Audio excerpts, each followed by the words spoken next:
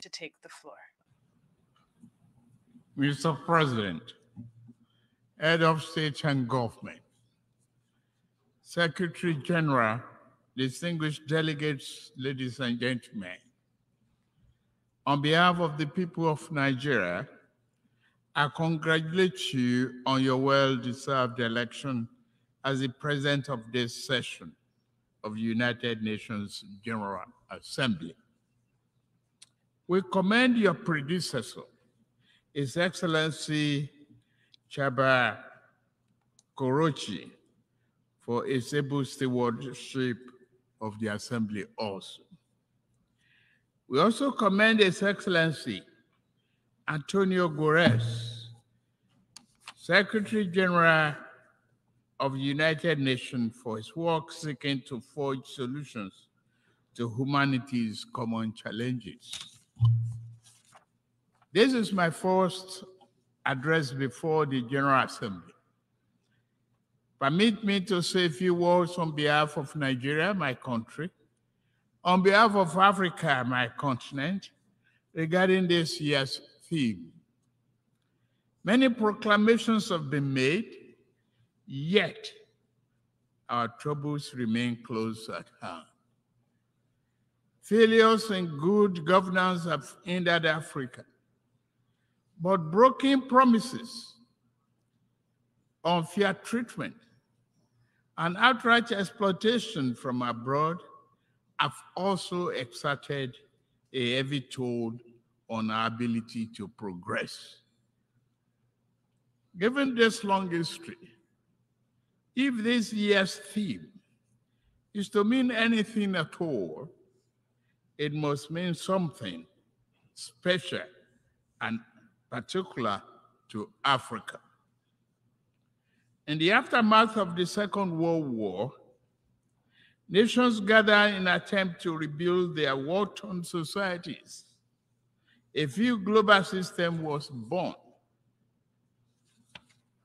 And this great body, the United Nations, was established as a symbol and protector of the aspiration and the finest ideas of humankind. Nations saw that it was in their own interest to help others exceed the rubbles and wasteland of war. Reliable and significant assistance allowed countries emaciated by war to grow into a strong and productive society. The period was a high watermark for trust in global institutions and the belief that humanity had learned the necessary lessons to move forward in global solidarity and harmony. Today, for several decades, Africa has been asking for the same level of political commitment and devotion of resource that described the Marshall Plan.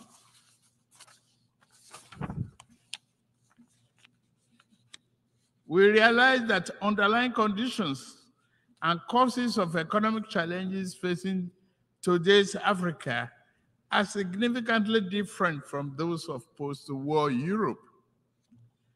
We are not asking for identical programs and actions. What we seek is an equal, firm commitment to partnership.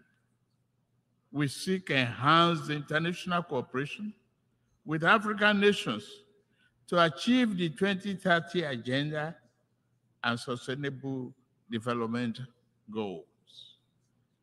There are 5 points I want to highlight.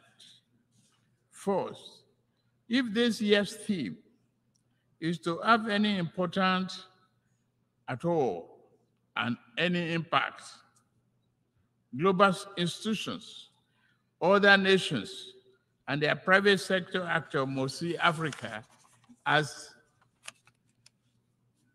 a development priority, not just for Africa, but in the interest of us all as well. Due to both long-standing internal and external factors, Nigerians and Africa's economic structures have been skewed to impede development, industrial expansion, job creation, and the equitable distribution of wealth. If Nigeria is to fulfill its duty to its people, I know, and the rest of Africa, we must create jobs and the belief in a better future for our people. We are pushing for that. We must also lead by example, and we are doing so, to foster economic growth and investors' confidence in Nigeria. I remove the costly and corrupt fuel subsidy while also discarding a noxious exchange rate system in my first few days in office.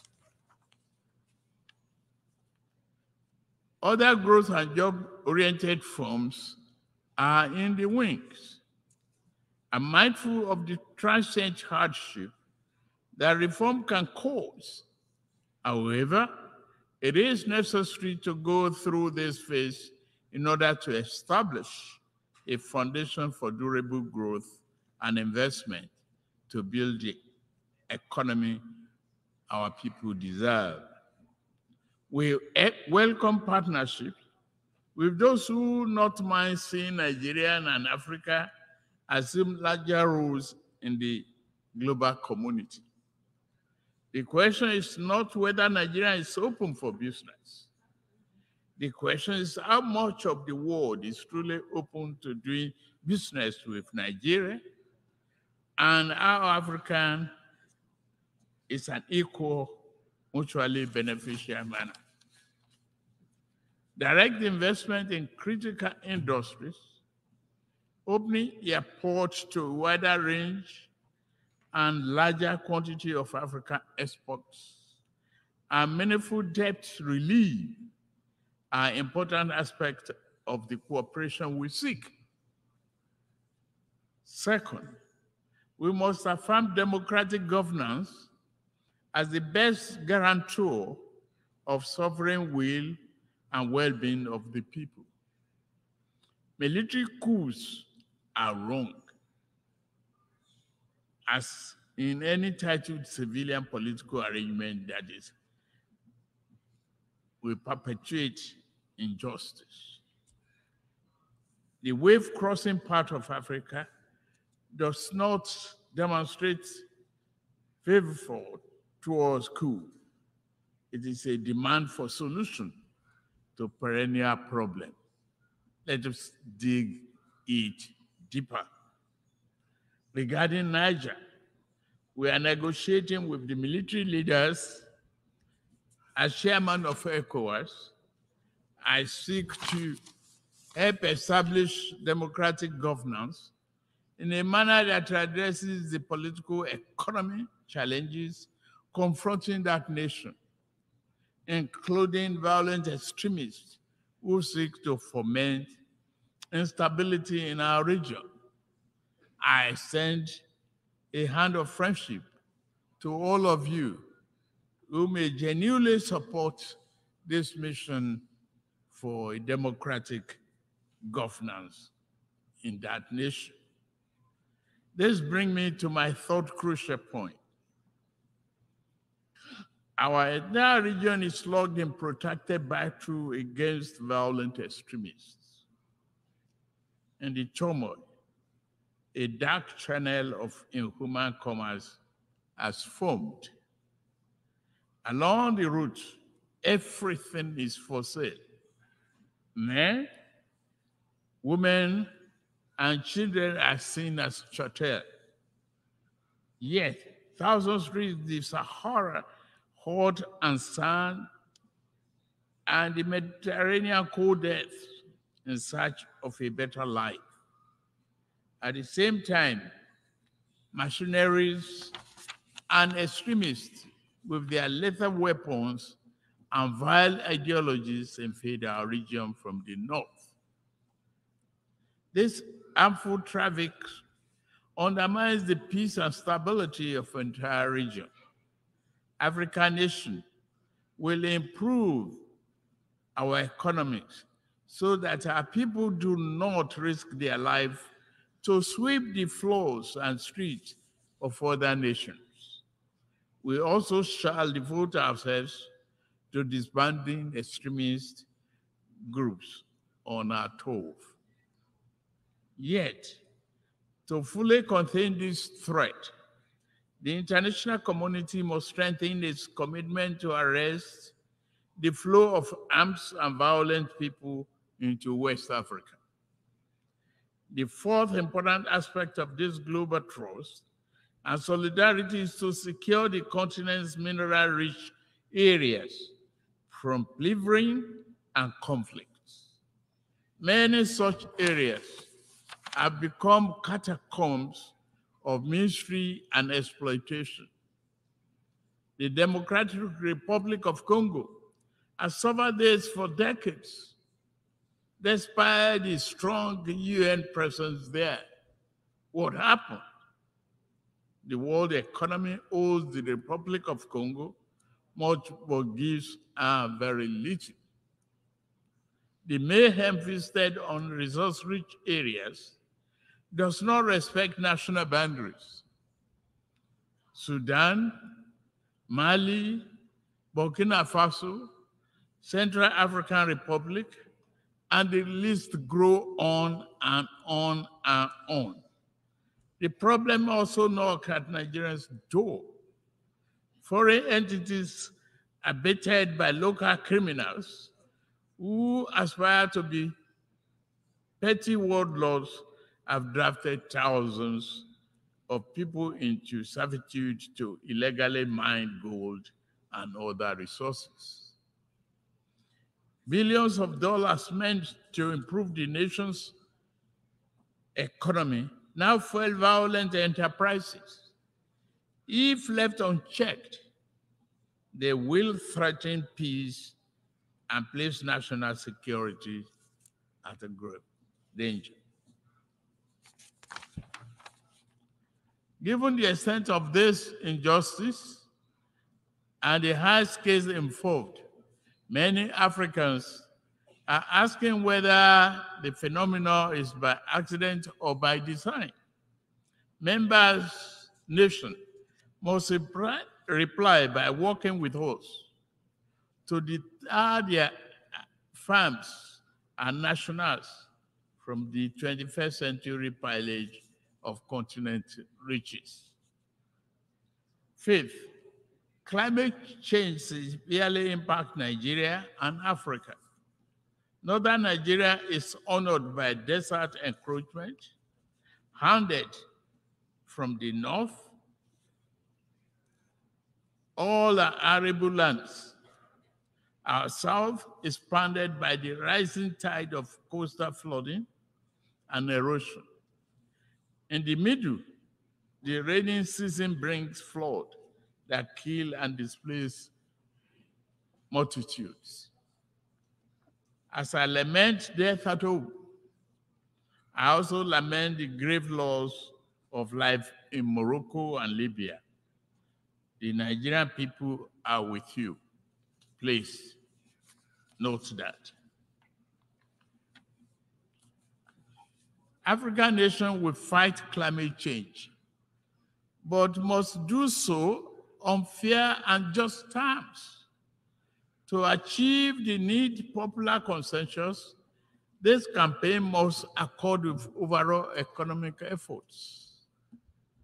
In Nigeria, we shall build political consensus by highlighting remedial actions which also promote economic good.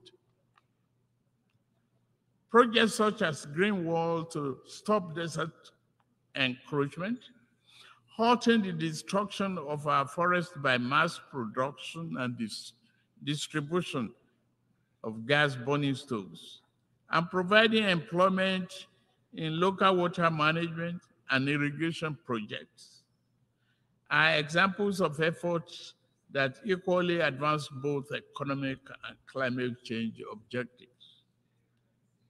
Continental efforts regarding climate change will register important victories if established economies were more forthcoming with public and private sector investment for African preferred initiatives. Again, this will go far in demonstrating that global solidarity is real and working. As I'm about to close, let me emphasize Nigeria's objective accord with the guiding principles of this world body: peace, security, human rights, and development. In fundamental ways, nature has been kind to Africa, given abundant land, resources, and creative and industrious people.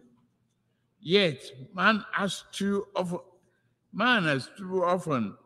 been unkind to a fellow man, and this sad tendency has brought sustained hardship to Africa's doorstep. To keep faith with the tenets of this world to this body and the theme of this year's assembly, the poverty of nations must end. The pillage of one nation's resources by overreach of farms and people of stronger nations must end. The will of the people must be respected. This beautiful, generous, and forgiving planet must be protected.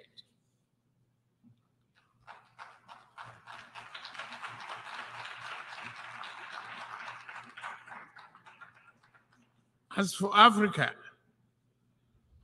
we seek to be neither appendage nor patron. We do not wish to replace old shackles with new ones. Instead, we hope to walk the rich African soil and live under the magnificent African sky, free of the wrongs of the past and clear of the associated encumbrances. We desire a beautiful, prosperous, vibrant, democratic living space for our people, where we do it. To the rest of the world, I say, work with us as true friends and partners. Africa is not a problem to be avoided, nor is it to be pitied. Africa is nothing less than the key to the world's future. I thank you for listening.